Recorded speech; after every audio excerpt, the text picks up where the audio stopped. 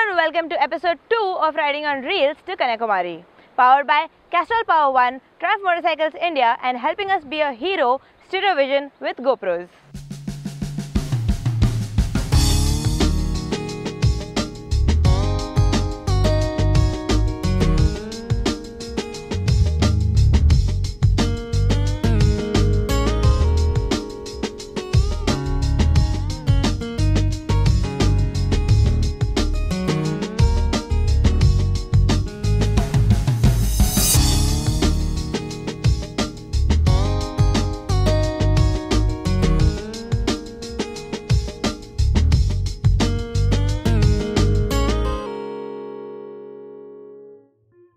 We had a slow ride from Panjim towards South Goa because of the traffic, and a lot of other bikers also left India Bike Week at the same time as us, riding towards the south.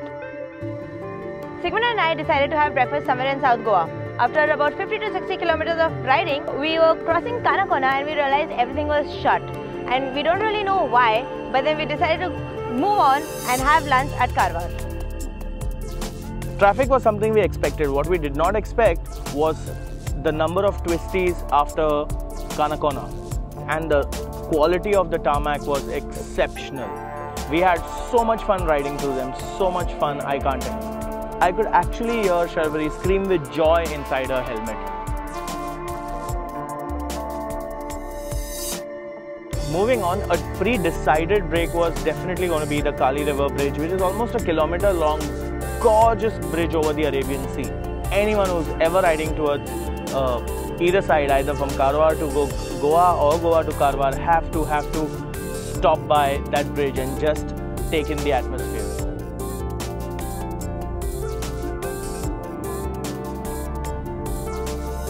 Immediately after Kali River, we were riding by and we passed the Warship Museum. Unfortunately, we could not enter the Warship Museum because operational time were 10 to 1 and then 4 to 8, and we were there at about 1:30ish, about lunchtime. But yeah, the one ship that we could see from the road was just drop dead gorgeous. By the time we got to Karwar, I couldn't resist my hunger. We asked a few people around to suggest us a good place to eat at Karwar, and unanimously people told us to go to Hotel Amrut. It was a good decision because we had some lovely prawn masala and Kerala parota over there.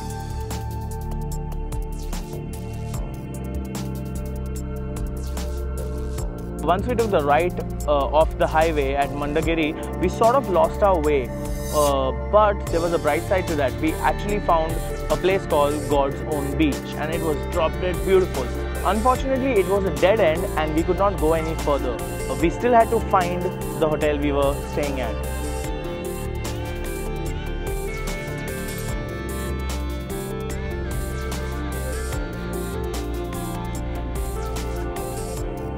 Among other things, a lot of people have been asking us about why are we riding the Triumph Bonneville and not the Tiger or the Speed or the Daytona or anything, and B, why are they different? The primary difference between the two motorcycles are the T100 is a very retro looking motorcycle which they released in 2002 when Triumph turned 100 years old. It's got the old school exhaust as opposed to the upswept new age exhaust that Sharvari is riding on. The new Triumph Bonneville A3 has alloy and tubeless tires. The T100 is spoked and tube tires. So these are the small differences, and the wheel configurations are different. Like Sharvari is riding 17-17, I'm riding 17-19 rear and front. So yeah, so that's that.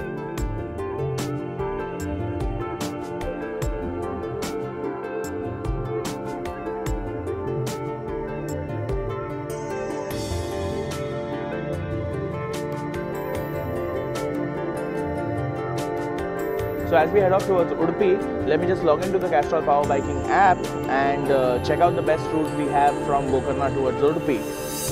And we don't really have a logged in best route. I might just end up adding one of them. But for now, let's just Google map the road through NH17.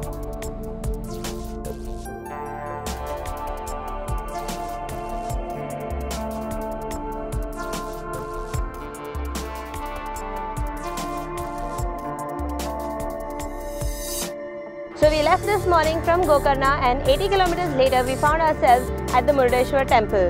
Here what you see behind me is the world's tallest Shiva statue. Legend has it that the arm with the drum flew off and landed 1.5 kilometers from here due to a large gust of wind. Next stop was 50 to 60 kilometers ahead of it, which was called the Maravanthe beach. NH17 is all about riding with the western coastline of India, and the Maravanthe beach just personifies the fact that you're riding with the coast. Since the NH17 is a 2-lane road, there were plenty of trucks and overtaking would get difficult, so that slowed our speeds down. But then I'm glad that NH17 is being widened to a 4-lane road, so let's hope for a better tomorrow.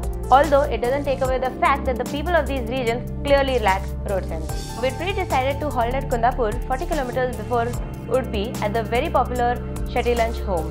After reaching there, they informed us that their specialty chicken ghee roast would take minimum 1 hour to prepare. After being disappointed, we went ahead and ordered for Kundapur chicken that wasn't impressive either. Post Kundapur, the roads changed and how. They were super smooth whole-lane tarmac. So entering Udupi wasn't a very huge task after that crazy lunch at Kundapur. We somehow managed to make a way to our Hotel Udupi residency. Now that we've freshened up a little bit and we are all good and charged up, I think we'll just head out to Malpe beach, which is just down the street, and spend our evening there. To see what Udupi has in store for us, watch out for episode 3, which comes up next week. Until then, see you riding on Reel.